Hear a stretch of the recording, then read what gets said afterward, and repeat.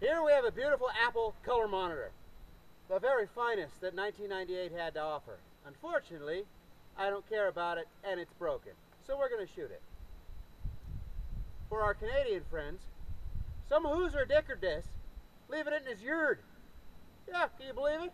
The antler's all frigged up in there. So we're going to pop it with a Kinder Egg.